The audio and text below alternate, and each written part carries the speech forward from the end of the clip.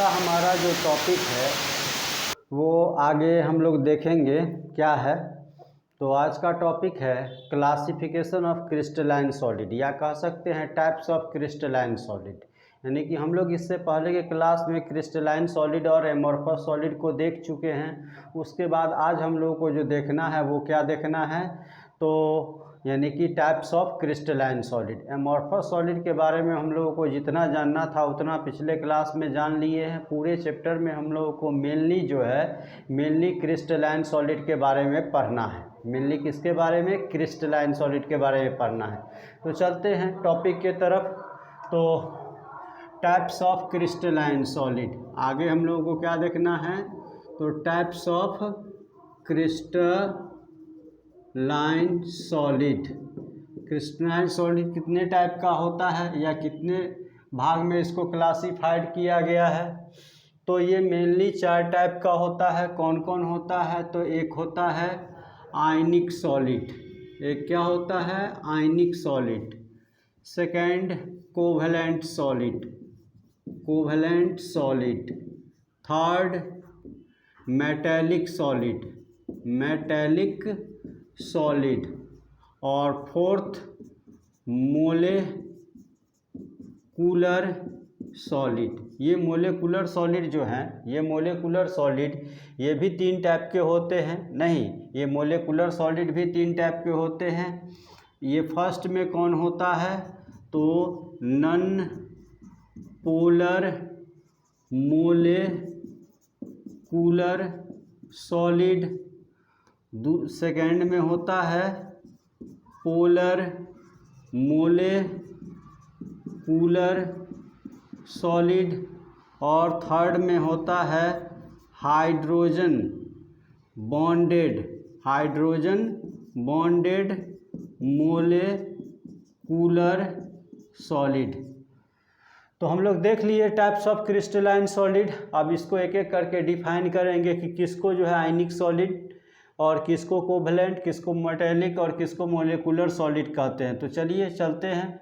सबसे फर्स्ट में हम लोगों को क्या पढ़ना है? तो सबसे फर्स्ट में पढ़ना है आयनिक सॉलिड। नहीं, फर्स्ट में क्या है? आयनिक सॉलिड किसको कहेंगे? तो the solid in which constituent particles are held by ionic bond is called ionic solid. The solid in which constituent particles are held by ionic bond is called ionic solid. इसका example क्या होगा आयनिक solid का? ठीक है, आयनिक solid का example क्या होगा तो देख लेते हैं। NaCl, MgO, ZnS, CaF2, ETC। किसका? तो आयनिक सॉलिड का। नहीं, आयनिक सॉलिड का। और एग्जाम्पल सब होगा, आप NCERT के बुक से देख करके और एग्जाम्पल नोट कर सकते हैं। जनरली हम बता दिए हैं यहाँ पर। मेन प्रॉपर्टीज हमको पढ़ना है इसका। प्रॉपर्टीज ऑफ आयनिक सॉलिड क्या पढ़ना है? Properties of ionic solid. तो इसका पहला प्रॉपर्टी क्या होता है? नहीं, फर्स्ट प्रॉपर्टी क्या होता है? तो यानी कि इसके कॉन्स्टिट्यूएंट पार्टिकल क्या होते हैं? तो इट्स कह सकते हैं it's constituent particles are ions. यानी इसके कॉन्स्टिट्यूएंट पार्टिकल क्या होते हैं? आयंस। और आयंस में कौन आयन? तो केटायन एंड एनायन। यानी कि इसको बनाने वाले पार्टिकल कौन होते हैं? तो केटायन और एनायन, या कह सकते हैं क्या होता है? आयन। और क्या कह सकते हैं? आयन। दूसरा पॉइंट इसके लिए क्या कह सकते हैं? इट्स बाइंडिंग एनर्जी इज 400 से 4000 किलो जूल पर मोल, यानी कि इसके जो कॉन्स्टिट्यूएंट पार्टिकल हैं जो एक दूसरे से हेल्ड रहते हैं तो उसका बाइंडिंग एनर्जी कितना होता है, तो 400 से 4000 किलो जूल पर मोल। नहीं, यानी कि बाइंडिंग एनर्जी बहुत ज़्यादा है, बाइंडिंग एनर्जी बहुत ज़्यादा है। थर्ड में नहीं, थर्ड में कह सकते हैं इसके बारे में कि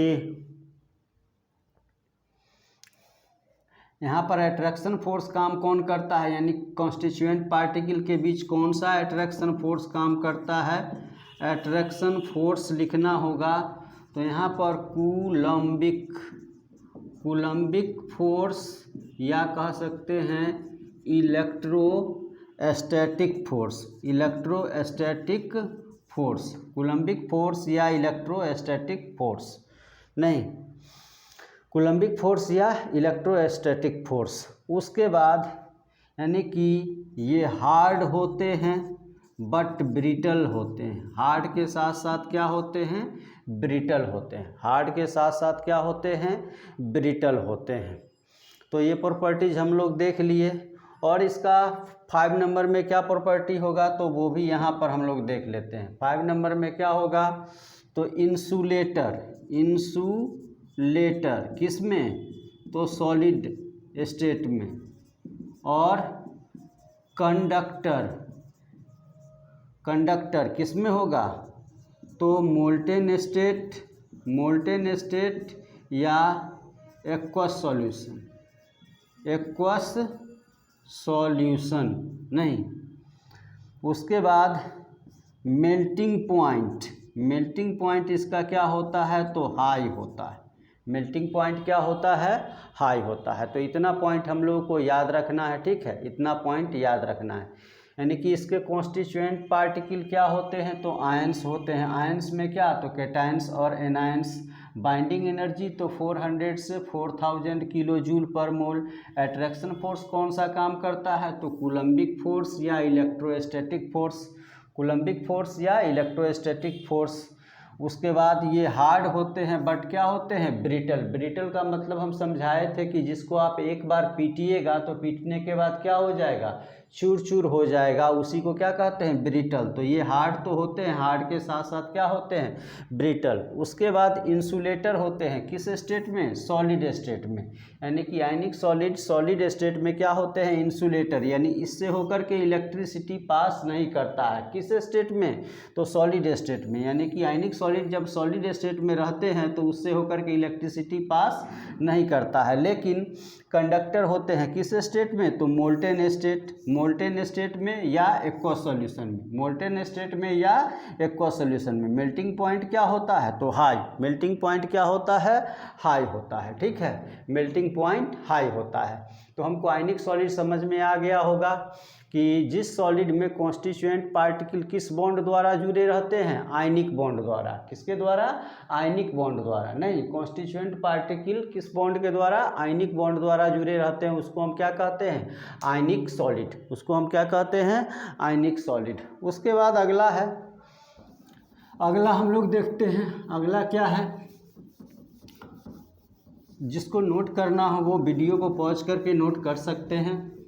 उसके बाद सेकेंड में हम लोगों को पढ़ना है, सेकेंड में कोवैलेंट सॉलिड। सेकेंड में हम लोगों को क्या पढ़ना है, covalent solid.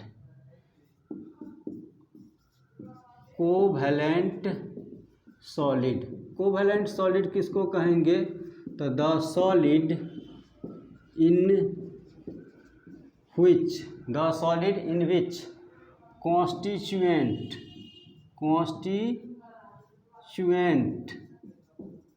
particles are held by covalent bond is called covalent solid। इसका एग्जाम्पल क्या होगा, तो इसका एग्जाम्पल होगा क्वार्टज यानी SiO2। उसके बाद सिलिकॉन कार्बाइड, उसके बाद एल्युमिनियम नाइट्राइड, उसके बाद कार्बन डायमंड, और दूसरा कार्बन ग्रेफाइट, ETC।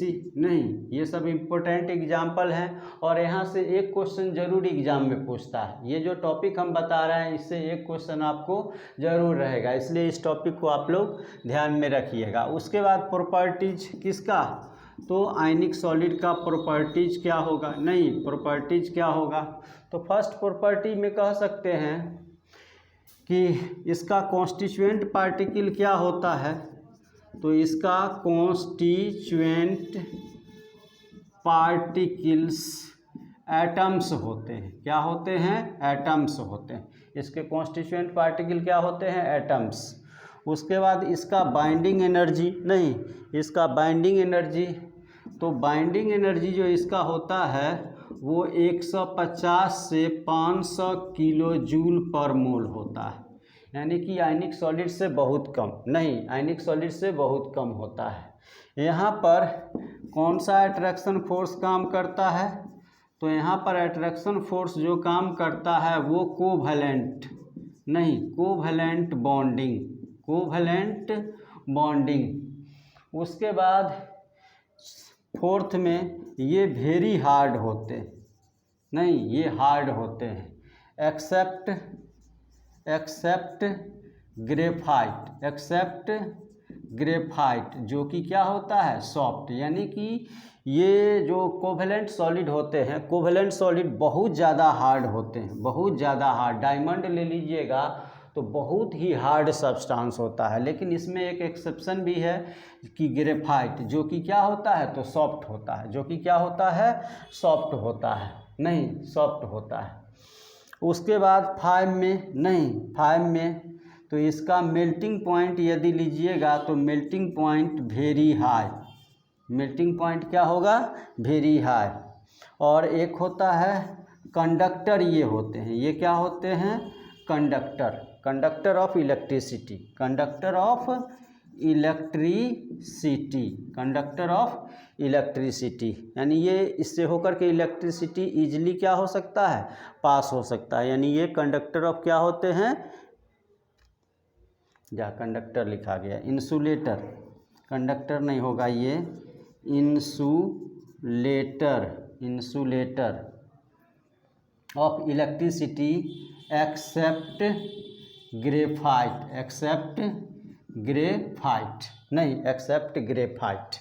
यानी कि ये इंसुलेटर होते हैं, कंडक्टर नहीं होते हैं, इंसुलेटर ऑफ इलेक्ट्रिसिटी, यानी इससे होकर के इलेक्ट्रिसिटी पास नहीं करता है, इससे होकर के इलेक्ट्रिसिटी पास नहीं करता है। लेकिन एक अपवाद है, वो क्या है, तो ग्रेफाइट, जिससे होकर के इलेक्ट्रिसिटी क्या करते हैं, पास करते हैं, जिससे होकर के इलेक्ट्रिसिटी क्या होता है, पास होता है। उसके बाद आगे हम लोगों को देखना है थर्ड में,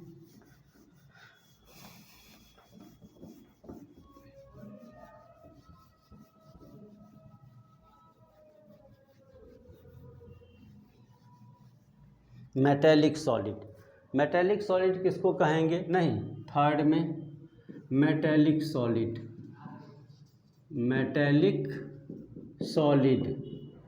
the solid in which constituent particles are held by metallic bond, is called metallic solid, यानी जिस सॉलिड में कॉन्स्टिट्यूएंट पार्टिकल, नहीं जिस सॉलिड में कॉन्स्टिट्यूएंट पार्टिकल क्या रहते हैं, तो मेटेलिक बॉन्ड द्वारा हेल्ड रहते हैं, मेटेलिक बॉन्ड द्वारा क्या रहते हैं, हेल्ड रहते हैं, उसको हम क्या कहते हैं, मेटेलिक सॉलिड। इसका एग्जाम्पल क्या होगा, तो कॉपर, जिंक, एल्युमिनियम, आयरन, यानी कि कह सकते हैं मेटल्स, क्या हो जाएगा, मेटल्स। ऑल मेटल्स नहीं लिखे हैं, ठीक है, मेटल्स लिखे हैं। उसके बाद प्रॉपर्टीज, इसका प्रॉपर्टीज अगर देखा जाए, नहीं प्रॉपर्टीज इसका देखा जाए तो प्रॉपर्टीज, फर्स्ट प्रॉपर्टी में आप कह सकते हैं कॉन्स्टिट्यूएंट पार्टिकल इसका क्या होगा, तो कॉन्स्टिट्यूएंट पार्टिकल्स इसका क्या होगा, तो metal ions in sea of electrons, metal ions delocalized in sea of electrons, metal ions delocalized in sea of electrons, ठीक है। यानी कि सिंपली याद रखना है, इसका कॉन्स्टिट्यूएंट पार्टिकल क्या होते हैं, मेटल आयन, और ये कहाँ डिलोकेलाइज्ड रहते हैं, तो सी ऑफ इलेक्ट्रॉन में। दूसरा प्रॉपर्टी आप कह सकते हैं, तो इसका बाइंडिंग एनर्जी जो होता है, वो बाइंडिंग एनर्जी 70 से 1000 किलो जूल पर मोल। थर्ड में यानी कि कॉन्स्टिट्यूएंट पार्टिकल किस एट्रैक्शन फोर्स द्वारा हेल्ड रहते हैं, तो मेटेलिक बॉन्ड द्वारा। किसके द्वारा, मेटेलिक बॉन्ड द्वारा। फोर्थ में ये कंडक्टर ऑफ क्या होते हैं, इलेक्ट्रिसिटी होते हैं, कंडक्टर ऑफ इलेक्ट्रिसिटी। फाइव में कंडक्टर ऑफ इलेक्ट्रिसिटी, 5 में यहाँ पर देखेंगे यानी कि कंडक्टर ऑफ इलेक्ट्रिसिटी, और इसका फिजिकल नेचर कैसा होता है, तो hard but malleable and ductile, यानी कि हार्ड तो होता ही है, लेकिन हार्ड के साथ मैलिएबल और क्या होता है, डक्टाइल। ये पिछले क्लास में हम बता चुके हैं मैलिएबल और डक्टाइल क्या होता है, तो जिसको थिन शीट में कन्वर्ट किया जा सकता है, और डक्टाइल का मतलब क्या होता है, जिससे थिन लॉन्ग वायर खींच सकते हैं, और मेल्टिंग पॉइंट इसका क्या होता है, तो मेल्टिंग पॉइंट फेयरली हाई।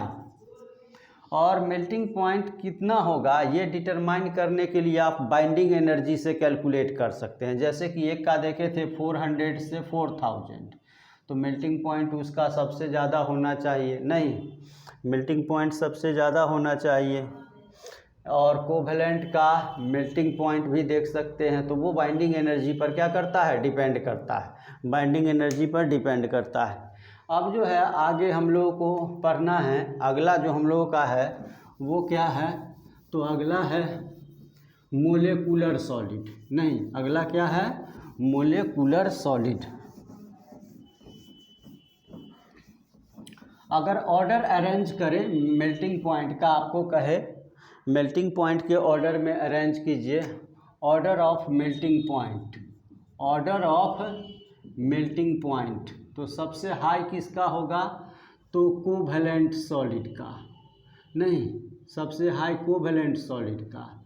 इससे कम किसका होगा, नहीं इससे कम किसका होगा, तो इससे कम होगा आयनिक सॉलिड का, और इससे कम किसका होगा, तो मेटेलिक सॉलिड का। ये उसका क्या हो गया, तो ऑर्डर हो गया, ठीक है, ऑर्डर हो गया।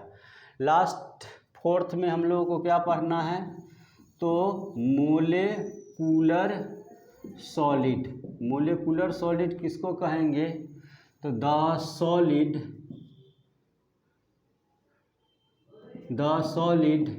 इन which constituent particles are molecule is called molecular solid नहीं, यानी जिस सॉलिड में कॉन्स्टिट्यूएंट पार्टिकल क्या होते हैं, मोलेकुल होते हैं, उसको क्या कहते हैं, मोलेकुलर सॉलिड नहीं, मोलेकुलर सॉलिड। और इसके बारे में कह सकते हैं इट इज ऑफ 3 टाइप्स। ये कितने टाइप का होता है, 3 टाइप का नहीं, 3 टाइप्स। सबसे पहला कौन सा होता है, तो इसमें सबसे फर्स्ट में होता है नहीं, सबसे फर्स्ट में होता है कौन, तो non polar molecular solid. Non polar molecular solid.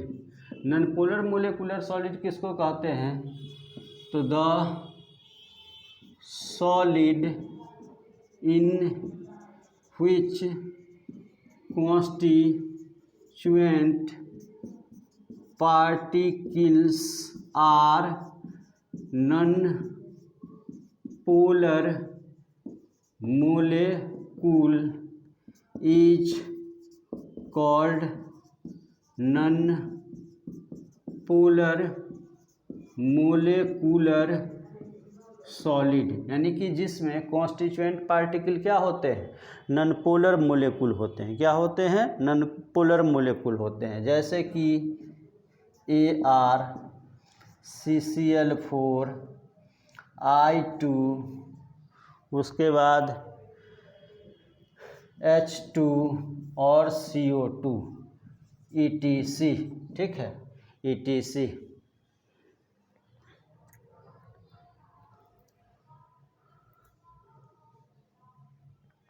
तो ये हो गया। अब यहाँ पर थोड़ा सा समझना है हम लोगों को, यहाँ पर क्या समझना है, ठीक है, यहाँ पर हम लोगों को क्या समझना है, तो नॉन पोलर मोलेकुल क्या होता है, नहीं, नॉन पोलर मोलेकुल क्या होता है।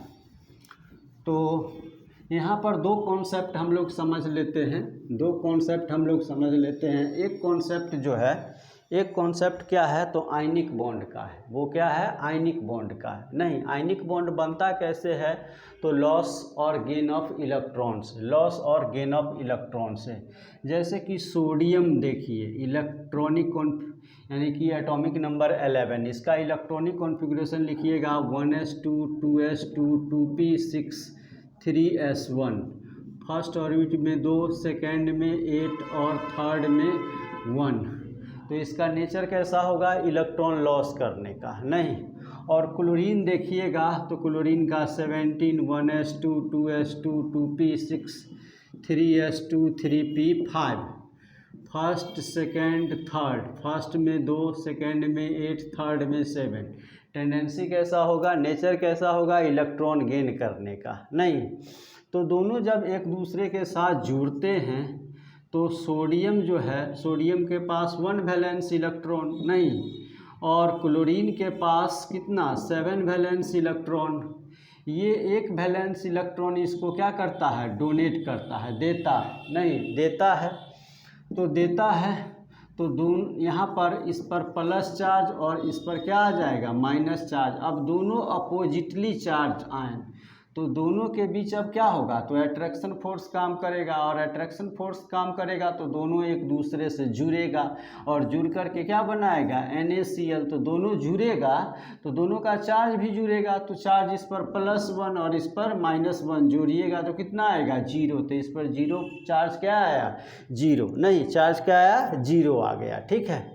तो ये कौन सा बॉन्ड हुआ, तो ये जो दोनों यानी अपोजिटली चार्ज आयन के बीच जो अट्रैक्शन फोर्स काम कर रहा है, दोनों अपोजिटली चार्ज्ड आयन के बीच जो अट्रैक्शन फोर्स काम कर रहा है, वही फोर्स जो है कौन सा फोर्स कहलाता है, तो कूलम्बिक फोर्स या इलेक्ट्रोस्टैटिक फोर्स। और इस बॉन्ड को किस नाम से जानते हैं, तो आयनिक बॉन्ड। यानी दोनों के बीच जो बॉन्ड बना इस फोर्स के कारण, इस बॉन्ड को किस नाम से जानते हैं, तो आयनिक बॉन्ड के नाम से, नहीं, आयनिक बॉन्ड के नाम से। तो आयनिक सॉलिड समझ में आ गया होगा कि आयनिक सॉलिड में कॉन्स्टिट्यूएंट पार्टिकल आयन होते हैं और वो किस प्रकार एक दूसरे से क्या रहते हैं, हेल्ड रहते हैं, ठीक है, किस प्रकार एक दूसरे से हेल्ड रहते हैं। अब जो है सो कोवैलेंट में चलते हैं, नहीं, कोवैलेंट में चलते हैं। कोवैलेंट में चलेंगे तो Cl2 का फॉर्मेशन देखते हैं। अब 2 क्लोरीन आया, तो अभी आप देखे हैं क्लोरीन का वैलेंस इलेक्ट्रॉन 7, 2 क्लोरीन एक दूसरे के क्लोज आया, तो यहाँ पर दोनों में टेंडेंसी इलेक्ट्रॉन गेन करने की है, नहीं, दोनों में टेंडेंसी क्या है, इलेक्ट्रॉन गेन करने की है, नहीं इलेक्ट्रॉन गेन करने की है। तो यहाँ पर जो है सो लॉस और गेन तो संभव है नहीं। तो क्या होगा, तो यहाँ पर दोनों के बीच जो बॉन्ड बनेगा वो एक एक इलेक्ट्रॉन के शेयरिंग से, कैसे बनेगा, एक एक इलेक्ट्रॉन के शेयरिंग से। और शेयरिंग से बनने वाले बॉन्ड को कौन सा बॉन्ड कहते हैं, तो शेयरिंग से बनने वाले बॉन्ड को कोवैलेंट बॉन्ड कहते हैं। क्या कहते हैं, कोवैलेंट बॉन्ड कहते हैं। क्लियर है। अब जो है यहाँ पर दोनों क्लोरीन के बीच सिंगल कोवैलेंट बॉन्ड बन गया, नहीं क्योंकि एक एक इलेक्ट्रॉन का ही शेयरिंग हुआ था। उसी तरह हम लोग चलते हैं HCl में, नहीं हाइड्रोजन का वैलेंस इलेक्ट्रॉन 1, क्लोरीन का कितना 7, ये भी लॉस नहीं कर सकता है और ये भी लॉस नहीं कर सकता है। तो यहाँ पर भी क्या होगा, तो शेयरिंग ही होगा। तो दोनों के बीच क्या होते हैं, तो दोनों के बीच फिर यहाँ पर भी एक एक इलेक्ट्रॉन का शेयरिंग। इसका डुएट पूरा हो गया और इसका ऑक्टेट पूरा हो गया। इसका डुएट और इसका क्या हुआ, ऑक्टेट पूरा हो गया। नहीं, ये भी स्टेबल, ये भी स्टेबल। यहाँ पर दोनों के बीच जो है यानी कि एक एक इलेक्ट्रॉन शेयर्ड वाले आप दिखा दीजिए, नहीं शेयर्ड वाले दिखा दीजिए, हो गया।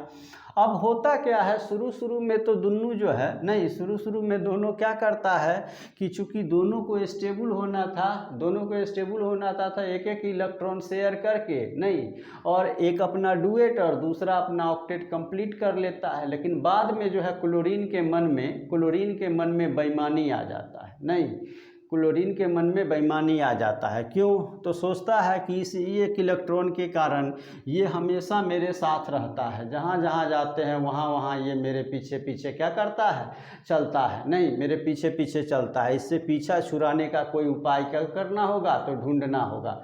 तो इससे पीछा छुड़ाने का उपाय कैसे ढूंढा जाए, तो चूँकि ये मोर इलेक्ट्रोनिगेटिव, ये क्या होता है, मोर इलेक्ट्रोनिगेटिव, नहीं इलेक्ट्रोनिगेटिव, ठीक है, मोर इलेक्ट्रोनिगेटिव। और ये लेस इलेक्ट्रोनिगेटिव, ठीक है, लेस इलेक्ट्रोनिगेटिव। ये मोर इलेक्ट्रोनिगेटिव और ये लेस इलेक्ट्रोनिगेटिव। यानी शेयर्ड पेयर इलेक्ट्रॉन को अपने तरफ पुल करने की कैपेसिटी क्लोरीन में क्या है, ज़्यादा है। शेयर्ड पेयर इलेक्ट्रॉन को अपने तरफ पुल करने की कैपेसिटी क्लोरीन में क्या है, ज़्यादा है। तो अपने तरफ पुल करने की कैपेसिटी ज़्यादा है, तो यहाँ पर क्लोरीन क्या करता है कि शुरू में तो शेयरिंग कर लिया, बाद में जो है सो ये दोनों शेयर्ड पेयर इलेक्ट्रॉन को अपने तरफ खींच लेता है। अपने तरफ खींच लिया मतलब ले लिया, और लिया तो उस पर क्या आएगा, निगेटिव चार्ज आएगा, नहीं निगेटिव चार्ज आएगा। तो यहाँ पर दोनों के बीच जो बॉन्ड बनता है, तो यहाँ पर क्या होता है, नहीं यहाँ पर क्या होता है कि यहाँ पर क्लोरीन पर जो है यानी कि पार्शियल निगेटिव चार्ज, और चूँकि ये इसके तरफ से खींच लिया यानी कि ये डोनेट कर दिया, तो इस पर पार्शियल पॉजिटिव चार्ज, नहीं तो ऐसे मोलेकुल यानी कि जिस पर निगेटिव और पॉजिटिव चार्ज, यानी पार्शियल निगेटिव और पॉजिटिव चार्ज, यानी ऐसा मोलेकुल जिस पर पार्शियल निगेटिव और पॉजिटिव चार्ज प्रेजेंट हो, ऐसे मोलेकुल पोलर मोलेकुल कहलाते हैं। क्या कहलाते हैं, पोलर मोलेकुल कहलाते हैं। नहीं, तो इसका मतलब है कि टू डिफरेंट इलेक्ट्रोनिगेटिविटी वाले एटम्स के बीच इलेक्ट्रॉन के शेयरिंग से अगर बॉन्ड कोवैलेंट बॉन्ड का फॉर्मेशन होता है, तो वहाँ पर कौन सा कोवैलेंट बॉन्ड बनेगा, तो पोलर कोवैलेंट बॉन्ड। और जो मोलेकुल बनेगा वो कौन सा मोलेकुल बनेगा, तो पोलर मोलेकुल। कौन सा मोलेकुल बनेगा, तो पोलर मोलेकुल। और यहाँ पर चूंकि दोनों सेम इलेक्ट्रोनिगेटिविटी वाले हैं, तो शेयर्ड पेयर ऑफ इलेक्ट्रॉन क्या होगा, तो ठीक दोनों के मिडवे में लाई करेगा, यानी बीच में ही रहेगा। तो ठीक दोनों के बीच में रहेगा, तो दोनों में से किसी भी एटम पर जो है न तो निगेटिव चार्ज आएगा और ना ही पॉजिटिव चार्ज आएगा। तो न तो निगेटिव चार्ज आएगा और ना ही पॉजिटिव चार्ज आएगा। तो यहाँ पर जो बॉन्ड बनेगा वो कौन सा, तो पोलर कोवैलेंट बॉन्ड। कौन सा बॉन्ड, तो पोलर को यहाँ पर नॉन पोलर कोवैलेंट बॉन्ड। कौन सा बॉन्ड बनेगा, नॉन पोलर कोवैलेंट बॉन्ड। और जो मोलेकुल बनेंगे वो नॉन पोलर मोलेकुल। तो ये मोलेकुल कौन सा मोलेकुल कहलाएगा, तो नॉन पोलर मोलेकुल। तो पोलर मोलेकुल क्या होता है और नॉन पोलर मोलेकुल क्या होता है, इसका कॉन्सेप्ट आपको क्लियर हो गया होगा। तो अब आप इजीली समझ सकते हैं कि नॉन पोलर मोलेकुलर सॉलिड किसको कहेंगे, तो the solid in which constituent particles are non polar molecule, यानी ऐसा सॉलिड जिसमें कॉन्स्टिट्यूएंट पार्टिकल क्या हो, नॉन पोलर मोलेकुल हो। ऐसा सॉलिड जिसमें कॉन्स्टिट्यूएंट पार्टिकल क्या हो, नॉन पोलर मोलेकुल हो, उसको क्या कहते हैं, नॉन पोलर मोलेकुलर सॉलिड। और नॉन पोलर मोलेकुल क्या होता है, नहीं तो यानी ऐसा मोलेकुल जिसमें नॉन पोलर कोवेलेंट बॉन्ड बनता हो उसको हम क्या कहते हैं, नॉन पोलर मोलेकुल। उसको क्या कहते हैं, नॉन पोलर मोलेकुल। नहीं, यानी कि the molecule in which non polar covalent bond is form is called non polar molecule. ठीक है, नॉन पोलर और पोलर तो आप समझ ही गए, तो ये क्लियर हो गया। अब जो है इसका कुछ प्रॉपर्टीज है, नहीं इसका कुछ प्रॉपर्टीज है जिस प्रॉपर्टीज को हम लोग जो है सो समझते हैं।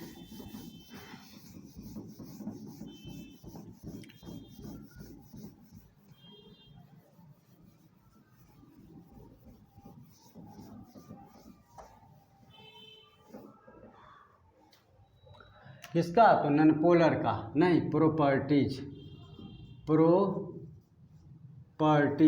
प्रॉपर्टीज क्या होगा। सबसे पहला प्रॉपर्टीज में तो आप कह सकते हैं कॉन्स्टिट्यूएंट पार्टिकल क्या होगा इसका, तो कॉन्स्टिट्यूएंट पार्टिकल्स नॉन पोलर मोलेकुल क्या होंगे, नॉन पोलर मोलेकुल। ठीक है, नॉन पोलर मोलेकुल। उसके बाद दूसरा कौन सा अट्रैक्शन फोर्स काम करेगा,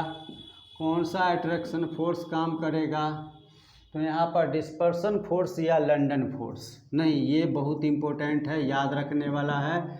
डिस्पर्सन फोर्स या क्या कह सकते हैं, लंडन फोर्स। यानी कि नॉनपोलर मोलेकुल के कॉन्स्टिट्यूएंट पार्टिकल के बीच नहीं, नॉनपोलर सॉलिड में कॉन्स्टिट्यूएंट पार्टिकल के बीच जो अट्रैक्शन फोर्स काम करता है उसको क्या कहते हैं, डिस्पर्सन फोर्स या लंडन फोर्स। उसको क्या कहते हैं, डिस्पर्सन फोर्स या लंडन फोर्स। ठीक है, उसके बाद थर्ड में इसका बाइंडिंग एनर्जी, तो बाइंडिंग एनर्जी 0.05 से 40 किलो जूल पर मोल होता है, 40 किलो जूल पर मोल होता है। ठीक है, उसके बाद इसका एग्जाम्पल क्या होगा, नहीं नॉन पोलर का तो बता दिए हैं। अब ये कैसा होता है, तो ये सॉफ्ट होता है, सॉफ्ट 5 में। और क्या कह सकते हैं, तो इंसुलेटर होता है। उसके बाद मेल्टिंग पॉइंट, तो मेल्टिंग पॉइंट इसका जो है वेरी लो। मेल्टिंग पॉइंट क्या होता है, वेरी लो, बहुत कम। नहीं, मेल्टिंग पॉइंट क्या होता है, वेरी लो होता है। तो constituent particle, non polar molecule, attraction force, dispersion force या लंडन फोर्स, बाइंडिंग एनर्जी तो 0.05 से 40 किलो जूल पर मोल। नेचर कैसा होता है, फिजिकल नेचर, तो सॉफ्ट।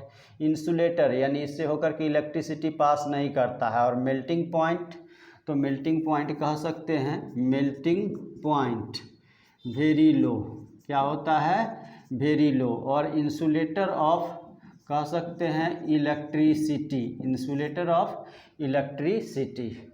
उसके बाद पोलर को भी समझना बहुत आसान है, नहीं पोलर को भी समझना बहुत आसान है, क्योंकि पोलर मोलेकुल होते कौन हैं ये हम अभी आप लोगों को बता दिए हैं।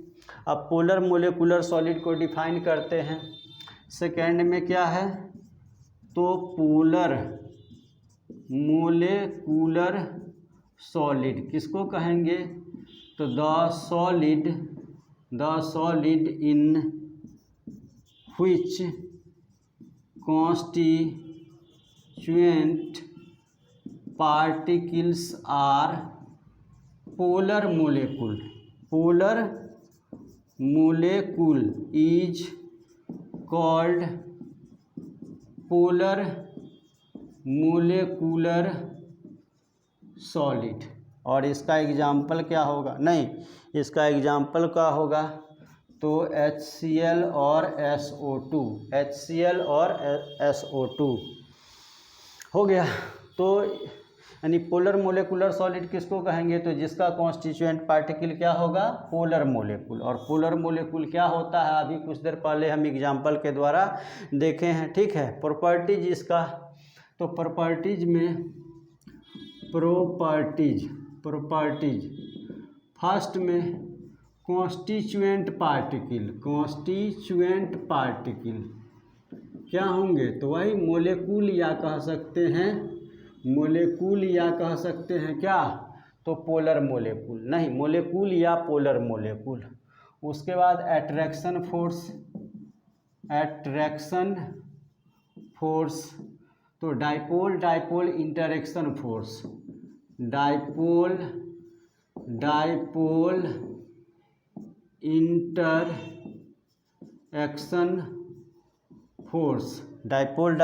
Interaction force. उसके बाद बाइंडिंग एनर्जी, तो बाइंडिंग एनर्जी 5 से 25 किलो जूल पर मोल। फोर्थ में इंसुलेटर ऑफ इलेक्ट्रिसिटी, ये भी होगा इंसुलेटर ऑफ इलेक्ट्रिसिटी, ये भी होगा। फिफ्थ में तो मेल्टिंग पॉइंट लो, वेरी लो नहीं, लो। 6 में तो नेचर, फिजिकल नेचर, तो ये भी कैसा होगा, तो सॉफ्ट होगा। इसका भी फिजिकल नेचर कैसा होगा, तो सॉफ्ट होगा। तो ध्यान में रखिएगा, आगे पीछे लिखा जाता है। कॉन्स्टिट्यूएंट पार्टिकल क्या होंगे, तो मोलेकुल या polar molecule, attraction force, dipole interaction force, यानी कह सकते हैं पोलर मोलेकुल के बीच जो अट्रैक्शन फोर्स काम करता है, पोलर मोलेकुल के बीच जो अट्रैक्शन फोर्स काम करता है, उस अट्रैक्शन फोर्स को क्या कहते हैं, dipole interaction force. Binding energy 5 to 25 kilo joule per mole. Insulator of electricity, melting point low, उसका वेरी लो, इसका लो। और नेचर तो सॉफ्ट, कैसा होता है, तो सॉफ्ट। उसके बाद लास्ट में हम लोगों को पढ़ना है, लास्ट में क्या पढ़ना है, तो हाइड्रोजन बॉन्डेड मोलेकुलर सॉलिड, तो देख लेते हैं hydrogen bonded molecular solid. Third में हाइड्रोजन बॉन्डेड मोलेकुलर सॉलिड किसको कहेंगे, तो the solid in which constituent particles are held by hydrogen bonding is called hydrogen bonded molecular solid, hydrogen bonded molecular solid. उसके बाद एग्जाम्पल इसका एक ही होगा, H2O जो कि आइस के फॉर्म में रहता है, ठीक है, H2O जो कि आइस के फॉर्म में। प्रॉपर्टीज क्या होगा, तो फर्स्ट में तो इसका भी जो है सो कॉन्स्टिट्यूएंट पार्टिकल क्या होंगे,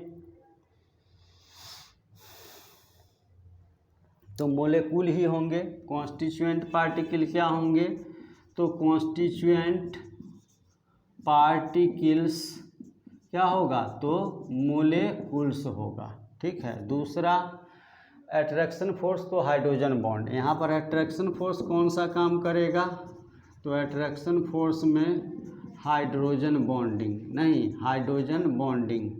उसके बाद बाइंडिंग एनर्जी, थर्ड में बाइंडिंग एनर्जी कितना होगा, तो 10 to 40 kilo joule per mole. Physical nature कैसा होगा, तो ये हार्ड होगा, ये कैसा होगा, हार्ड होगा।